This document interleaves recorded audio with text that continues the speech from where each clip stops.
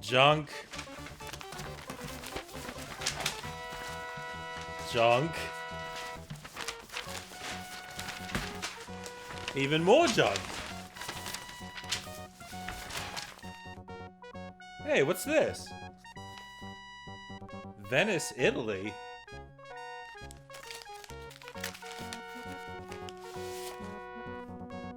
It's my father's grail diary.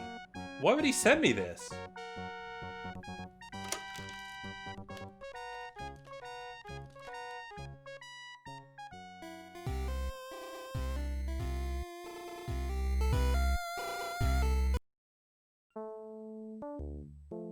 Oh, hey, Dad. Oh, hi, Junior. Please don't call me Junior. Okay, Geek. Alright, I guess that's better. Hey, so I received your grail diary in the mail. Why did you send me this? Oh, I thought I mailed it to the Marx Brothers. Well, I guess you sent it to me instead. Okay, well, maybe it'll come in handy in your adventures.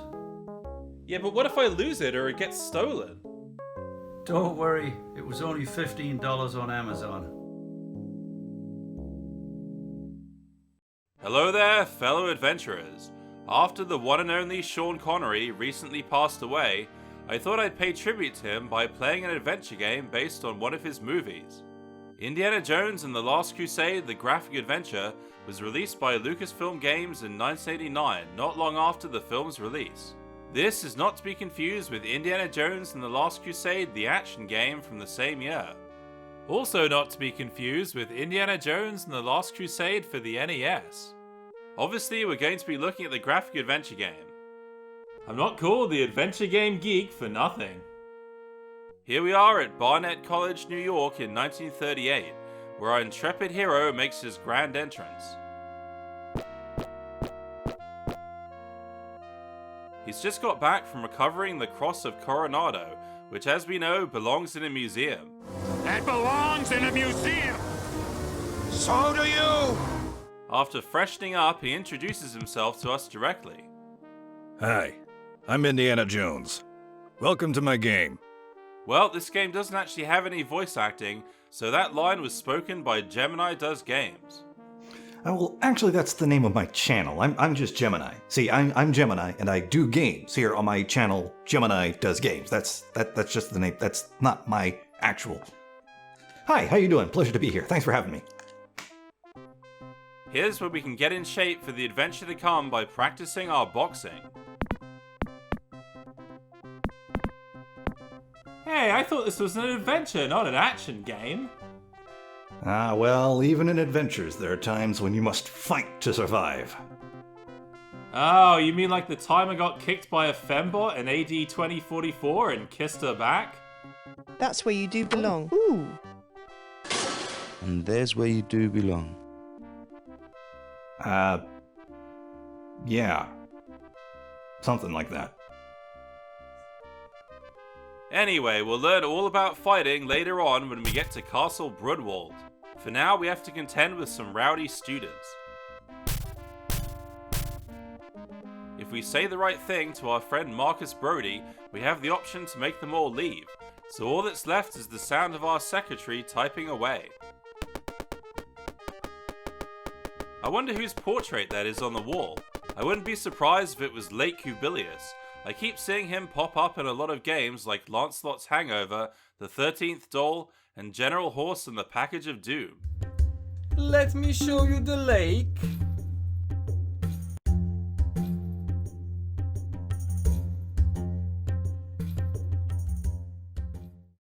Dr. Jones's office is chock full of ancient artifacts, like a crystal which is right out of Zap McCracken and the Alien Mindbenders, and this totem pole of Sam and Max, created by Steve Purcell, who was also one of the game's artists.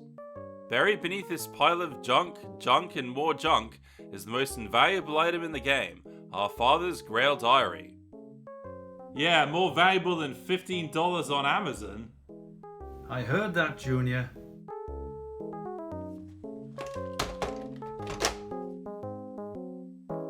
The The story really kicks off when we meet Walter Donovan, who tells us all about his ambition to discover the whereabouts of the Holy Grail. This scene, as well as most of the game, is very faithful to the movie. Eternal life, Dr. Jones. The gift of youth to whoever drinks from the Grail. Now that's a bedtime story I'd like to wake up to. An old man's dream. Every man's dream, including your father's, I believe. Now let's use the special travel command to fly to Venice.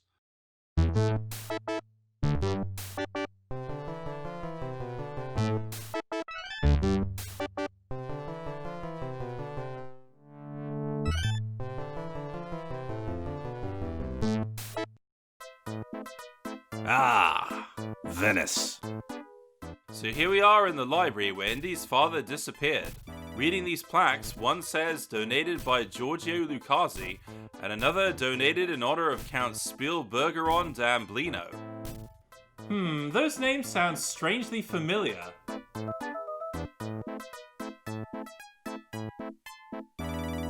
Here's where the Grail Diary comes into play, as we need it in order to choose the right stained glass window and Roman numerals. I was disappointed that they included the librarian stamping books, but not the joke from the movie where Indy breaks the floor. Time to venture into the catacombs below, but first there's some books we can pick up from all these numerous shelves. But how do we know which ones? Well, if we hover our cursor over them, it'll change from books to book. Ah, pixel hunting in Venice. One book has a map of the catacombs cunningly disguised as a decorative border. Another is a manual for flying a biplane, which we'll get to later. The third is Mein Kampf, the infamous autobiography of Adolf Hitler, who we might just meet in person later on. Our journey through the catacombs is ooky spooky, with red eyes appearing in the darkness that are presumably rats. At least they're not snakes. Another thing Indy apparently hates is water, especially when it blocks his way forwards. For some reason, this was one of the most memorable parts of the game for me when I first played it. Maybe because it's the first time Indy uses his whip.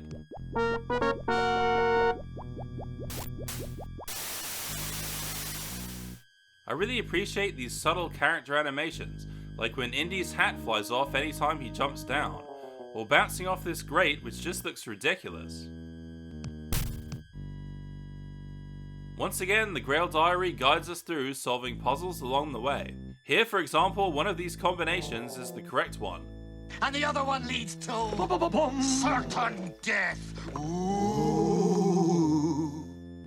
Oh, what the hell? Let's choose certain death.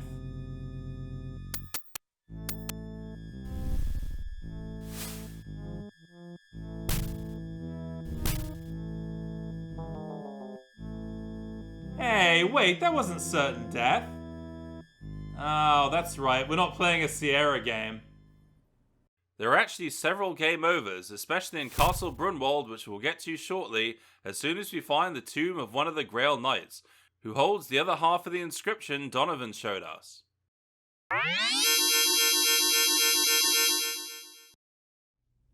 What, were you expecting a reaction? And now it's off to the castle.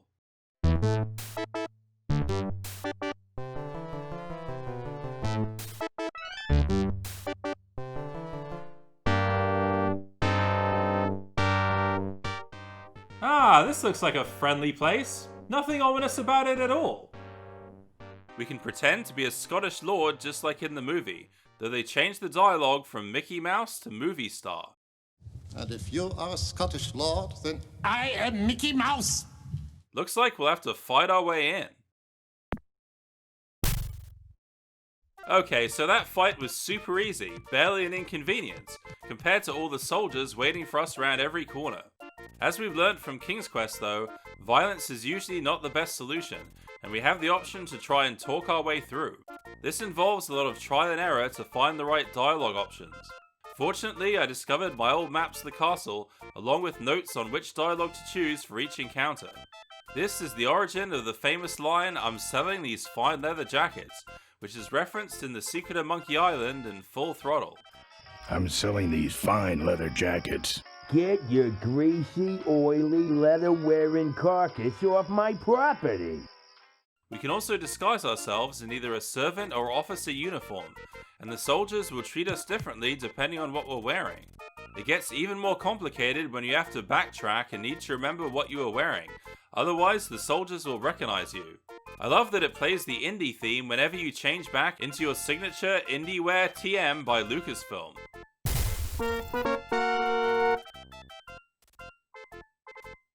There's certainly a lot of swastikas decorating this castle, just in case we forgot that we were in Nazi territory. When you punch out a soldier, their head is even surrounded by swastikas instead of stars. This castle is really the big turning point in the game, as depending on what we do here, it'll affect how it plays out. For example,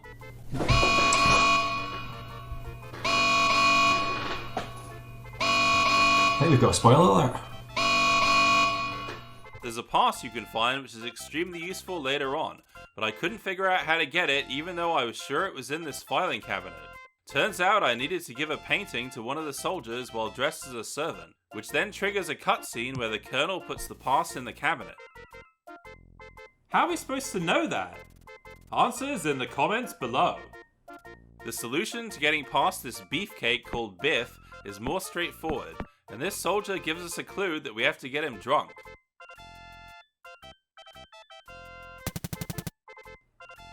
Alright, that didn't quite work out as expected. Finally, we're reunited with our father Henry Jones, played of course by the late Sean Connery. Junior? Yes, sir. It is you, Junior. Don't call me that, please. Whatever we do though, we get caught trying to escape. This is another turning point as... Vorsicht! Spoiler alert! We have to choose whether to give the Colonel the real Grail diary or a fake copy if we have it. It seems like the fake is the correct choice, but this will totally skip the whole scene in Berlin where we meet Hitler. So rather than reward you for tricking the Colonel, the game actually makes things more difficult because if you don't go to Berlin, you can't get the pass signed by Hitler, which will allow you to easily bypass all these roadblocks later on. Anyway, Indy and his father are a little tied up at the moment to worry about all that. Here's where the push and pull commands are necessary.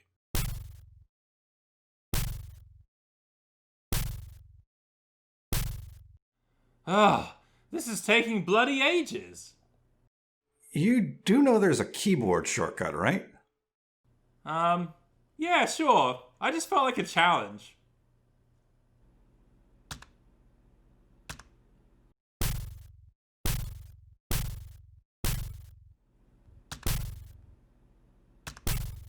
Escaping the castle, our next stop is either Berlin to recover the Grail diary, or straight to the airport where we have a choice of either catching the Zeppelin or trying to hijack a biplane. Remember the biplane manual we got at the library? Well, when I first played this, I followed the instructions precisely, but could never get the biplane to work. I was sure it was just a red herring and there was no way to fly it. Only now did I realize that I got one step wrong where it says, pump oil pressure handle C 3 times. What this actually means is to both pull and push the handle 3 times. Alright, after all this time, I finally got the biplane started. Let's fly out of here. Look at me, I'm flying, I'm flying. Oh shit, I'm crashing, I'm crashing.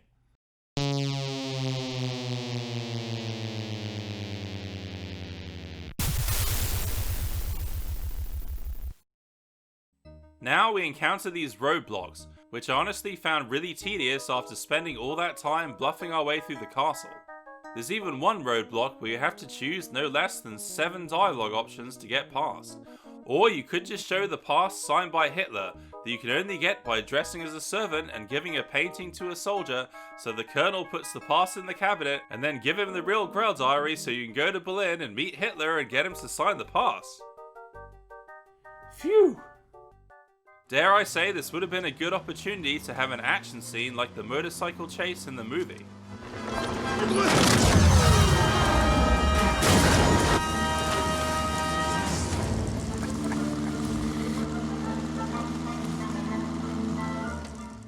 Finally we make it to the Grail Temple where things get serious. Well, at least they do in the movie. In the game, Indy sees a severed head bouncing past and says, Yep, this is the place. Then when Donovan holds them at gunpoint, he says, There's nothing, absolutely nothing that could convince me to get the grail for your purposes. Except maybe that. Bring on the 3 trials. No, not those 3 trials. The ones written of in the Grail Diary. First, the breath of God. Only the penitent man will pass.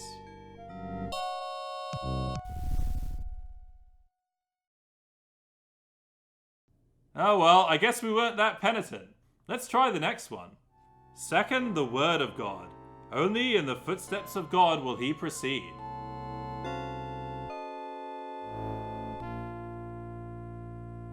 Whoops, took a wrong step there. Well, third time lucky. Third, the path of God.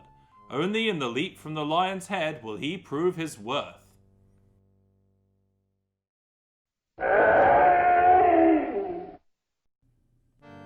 Oh well, never mind.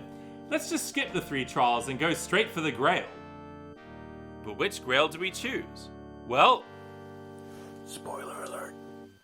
If we had got that pesky pass in the castle, there's a combination on the back that opens this safe behind the Mona Lisa painting in the art gallery, with a painting of the grail inside. And if you'd read the inscriptions in the catacombs before you unplugged the water and destroyed the bridge, you'd have 2 options to choose from in this replica of the Grail Diary that came with the game. And together these clues will tell you which grail is the real one. Phew, after all that, we can't fail to choose wisely.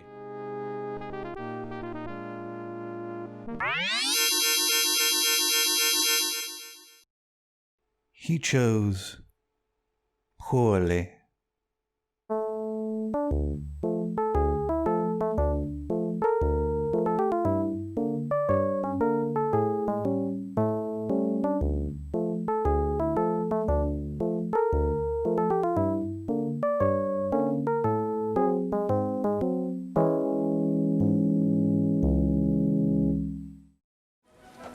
I suddenly remembered my Charlemagne. Let my armies be the rocks and the trees and the birds in the sky.